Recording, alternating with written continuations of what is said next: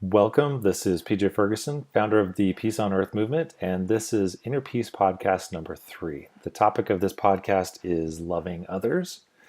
And for those of you watching the vlog portion of the podcast, you can see that my holiday decorations are actually going up, not going down. I'm actually taking them from the other parts of the house and bringing them into my room because I'm a diehard when it comes to leaving festive, pretty, colorful things up.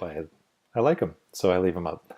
Um, anyway, getting back to the actual podcast, um, loving others is a really big topic. I have a lot of thoughts on it, but I'm gonna try and keep it down. Keep the length of these videos down on the ground.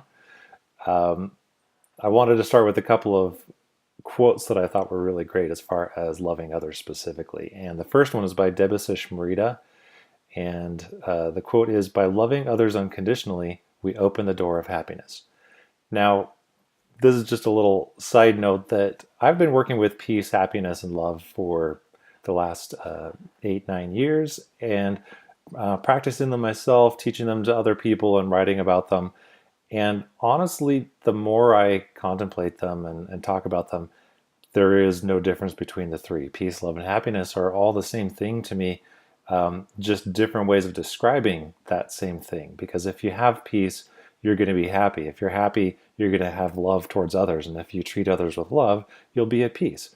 And treating yourself with love, you'll be at peace. I mean, it's a trifecta that unifies your soul so that if you have peace, love, and happiness at the center of your focus, it's always going to bring you those three things. But really, to me, I think they're just three different ways of getting to that same place, which is happy, peaceful, and full of love. Anyway, so the next quote is by Connor Chalfant. If I pronounce that wrong, forgive me. He says, "Don't love to be loved in return, love for the sake of loving." And the thing about those two things is, as soon as you have a condition around your love, I really don't define it as love as soon as there's a condition around it. Same thing with love, with peace and happiness. As soon as you have conditions or reasons or rules about why you can be happy or why you can have peace or not, then it's really not peace. You're in a place of unpeace, unhappiness, unlove. And so, the Greeks, they divided love into 8 different kinds. There's familial love, there's romantic love, there's the I think it's agape, that is their version of unconditional love that we have one toward another. And to me, that unconditional love really is the only kind of true love, and we have it for ourselves, we have it for others. It starts at our core, the center of who we are, our soul, our heart, and it extends outward, and it has no rules, it has no boundaries. We're the ones who put the boundaries or the rules around our love, okay? And so whenever you think about, I don't like that person, or I hate that person, or they make me mad, well, it's actually that struggle's happening within yourself. I didn't really have a great personal story about loving others. Nothing came to mind. I'd love to hear your stories, versus, about loving someone versus not loving and it being unconditional, regardless of them. And but what I did want to say is that I've met 2 types of people in my life. People who love unconditionally, for the most part.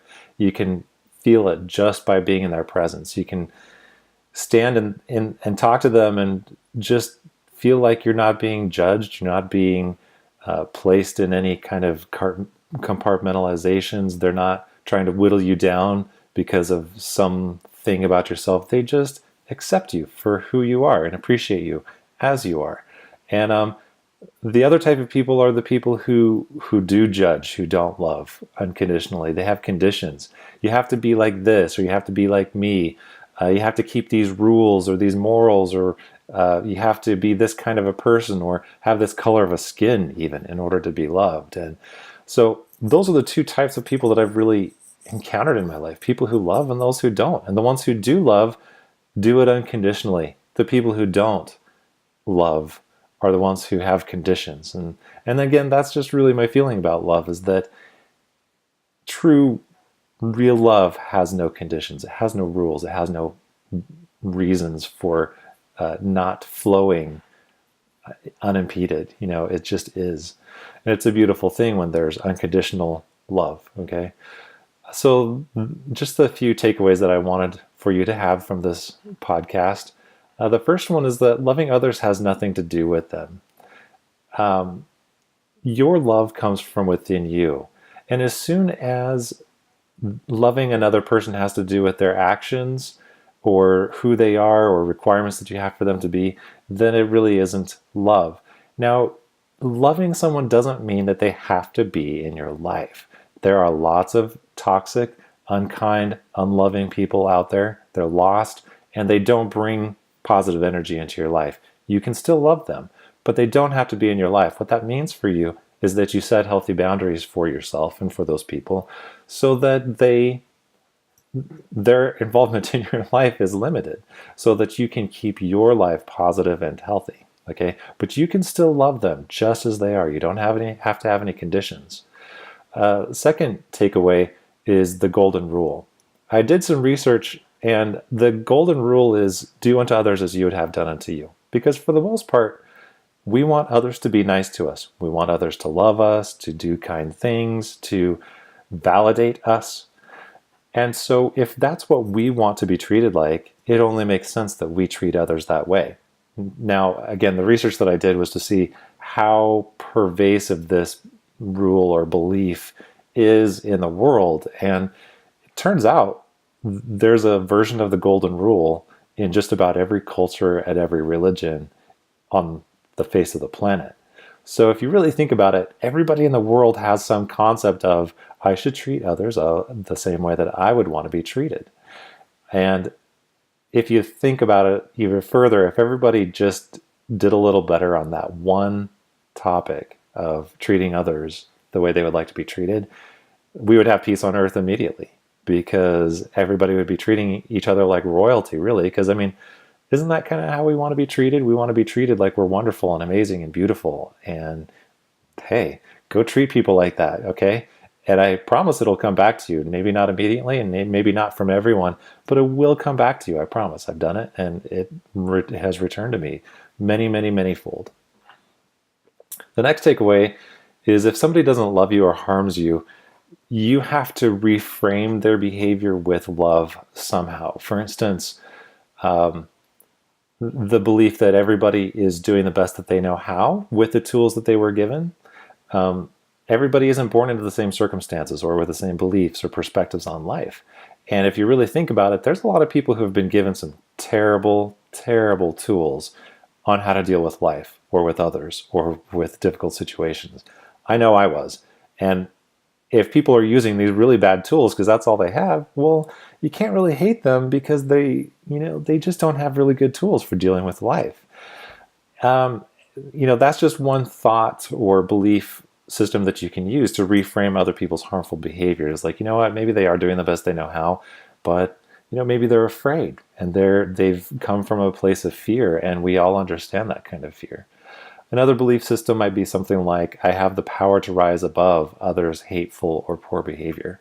That's a very self-empowering belief that allows them to be or do what they're doing, but it empowers you to take control of your part in that situation to improve it and to do your best no matter what.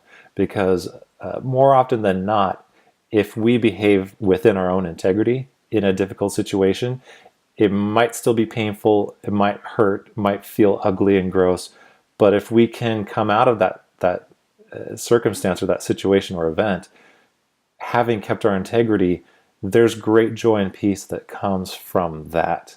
And you can really be self-empowered knowing that, you know what, I stayed within my integrity. I did my best. I stayed a good person, and I didn't dive into the negative energy with that other person. Okay, another last one just really quickly is that, acknowledging that they're in a different place in life, one that it's not compatible with mine. And so this kind of framework allows you to set some healthy boundaries, again, that minimizes or eliminates their toxic behavior in your life. Another takeaway is loving another person doesn't have to be a grandiose act. It doesn't have to be some great big thing that you do that you have to prepare for. And, loving others is even more so in the tiny little things that we do, like holding a door, being polite, saying please and thank you, making eye contact, just smiling at somebody is a huge thing. Okay, I do have a little story of it was kind of funny at the gym. I work out because it helps me will stay healthy, but also work out frustrated energy, right? And I was going to the drinking fountain, and this other person who was walking away from the drinking fountain just smiled at me, no reason. And I I couldn't help but smile. Like their smile just brightened my mood and made me smile. And somebody over in the corner saw me smile. They hadn't seen the other person smile, but they saw my smile and they lightened up. So by the time I had gotten my drink and was walking back to the gym machinery, there were still people like that smile was still crossing the gym. People were passing it on, passing it on. Like people couldn't help but smile after seeing somebody smile at them. So it's little things that can make a huge impact. Like I bet the energy in that gym that day, just in that few minutes, spiked from that one little act of somebody smiling. Okay, so that's my little story for this Inner Peace podcast. And the last takeaway I'd like to give you today is to remember to fill your own cup first. If your cup is empty, you're not going to have the wherewithal to give to others. Not really, not very well, not effectively. So fill your own cup. Be sure to love yourself unconditionally. Be kind and compassionate to yourself. Do whatever you need to fill your cup with positive energy.